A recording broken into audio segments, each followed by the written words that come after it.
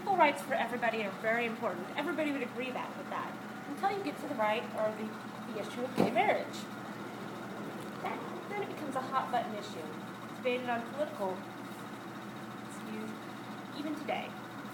According to a CBS poll in 2009, there's 55% of Americans who are against it.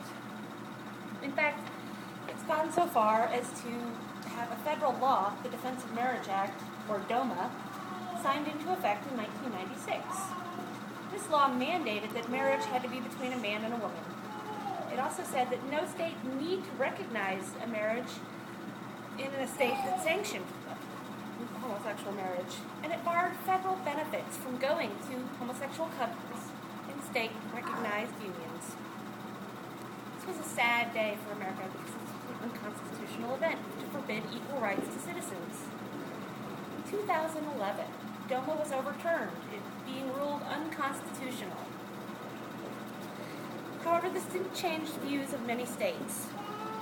According to the Gay Marriage Research Center, only a few states recognize gay marriage or allow it.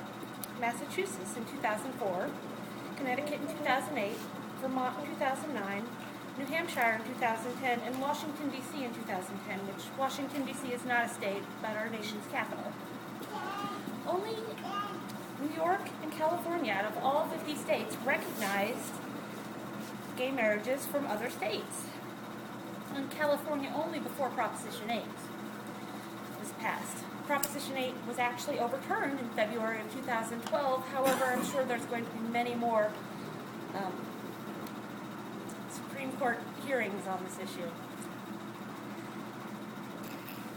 According to arguments against it, according to Gay Marriage, the Arguments and the Motives by Scott Bidstrup, just to cover a few of the arguments against it, gay marriage is not natural. According to News Medical, there's 1,500 species of animals, which we as humans are animals, that practice homosexuality.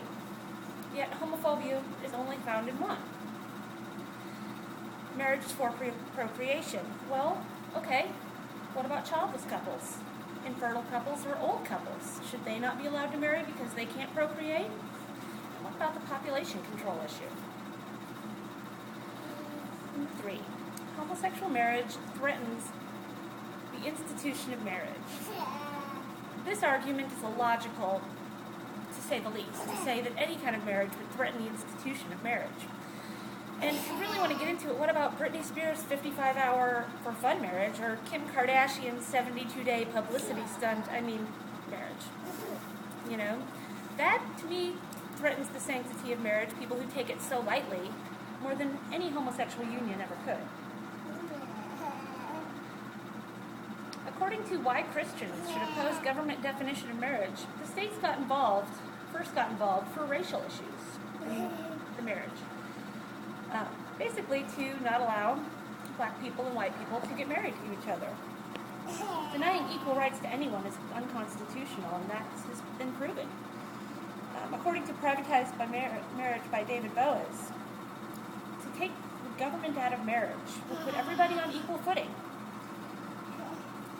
The American tradition of separation of church and state, or it would continue with the American tradition of separation of church and state.